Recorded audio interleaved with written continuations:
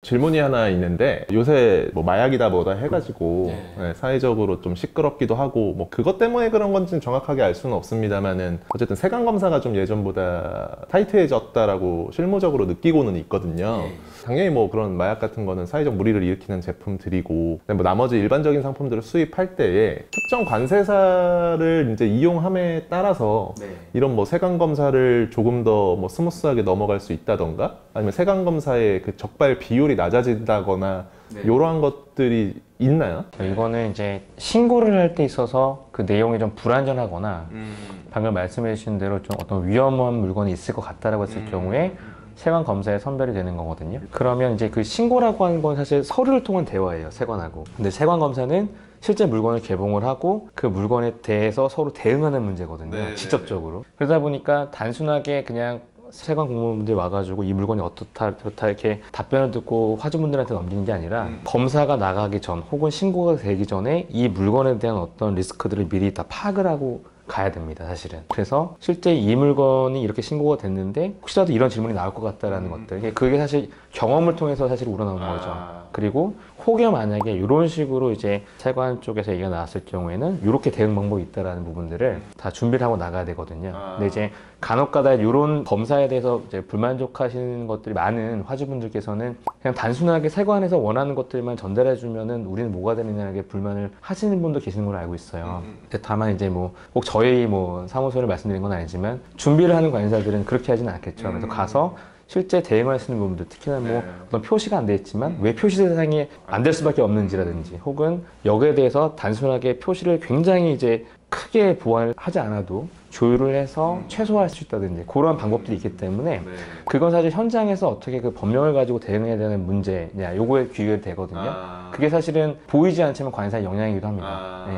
네, 그거는 이제 세관 검사가 걸리고 난 이후에 이제 사후적인 부분인 것 같고, 많은 분들이 좀 고통을 받으시는 부분들이 납기에 걸려 있다 보니까 세관 검사 자체가 안 걸렸으면 좋겠다는 이제 사실 바람들이 있으시잖아요. 네, 근데 이제 동일한 질문의 연장선상에서 내가 이 관세사를 씀으로써, 사용함으로써 세관 검사의 적발 비율 자체가 낮아질 수도 있는 건지를 궁금해 하시더라고요. 우선 이렇게 될 것 같습니다. 처음에 어떤 연유를 통해서 검사를 이제 많이 받게 되는 경우에는 그 또 어떤 이유가 있는 거거든요. 그게 이제 세관 시스템에서 봤을 때는 좀 위험한 물건이다라고 판단이 된 거예요.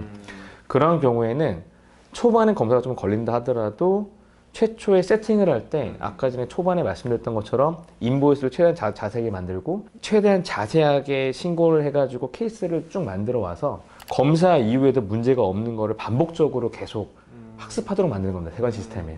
그러면은 어느 순간에는 사실은 검사에 걸릴 확률이 점점 낮아져요. 근데 그 이야기는 결국에는 관세사의 측면이라기보다는 결국에 수입하시는 화주분들에 따라서 달라질 수밖에 없는 거 아닌가요? 근데 지금 이제 말씀 주신 부분도 맞긴 하지만 그러면은 거기에 우리가 신고를 할 때 어떤 정보를 넣고 어떻게 해야 되는 부분들은 화주분들은 모르시기 때문에 얼마나 더 적합하게 우리가 신고를 하느냐도 귀결이 되거든요. 그건 또 사실은 또 관리사들이 알고 있는 노하우를 할 수 있습니다. 네네, 뭐 나름의 약간 무슨 머신러닝 같은 것들이 세관 시스템에 네, 아마 그게 있기 때문에 이게 어느 시점에는 강화되는 물건들이 있고 또는 이러한 물건들은 사실 검사 비율이 되게 높을 수밖에 없다, 이런 것도 있거든요. 그거는 이제 신고하는 방법이나 내용들을 통해서 충분하게 이제 사실은 학습시킬 수가 있는 거죠. 그러면 아까 이제 위험한 용품을 사례를 주셨는데 세관 검사가 이제 꼭 위험한 용품만 걸리는 게 아니잖아요. 맞습니다. 그러면 이제 그렇게 자주 잦게 걸리시는 분들은 신고를 할 때에 이제 무언가가 계속 뭐 누락이 된다거나 이런 학습적인 부분에서 좀 계속해서 그들의 요구를, 세관의 요구를 못 지켰기 때문에 계속 걸린다라고 보면 되는 건가요? 그런 물건 자체도 있는 거고요. 혹은 충분한 정보가 없기 때문에 세관에서는 요거를 한 번은 확인해 봐야겠다라는 게 있기 때문에 그런 부분들을 충분히 구비한다고 하면은 사실은 그 다음부터 검사 비율이 좀 낮아지는 게 일반적이긴 합니다. 네네네. 그러면은 뭐 결국에는 수입하시는 기업과 관세사분의 약간 그런 합과 핏이 좀 잘 맞아야 검사가 걸릴 수 있는 확률 자체가 많이 낮아지겠네요. 맞습니다. 네네네.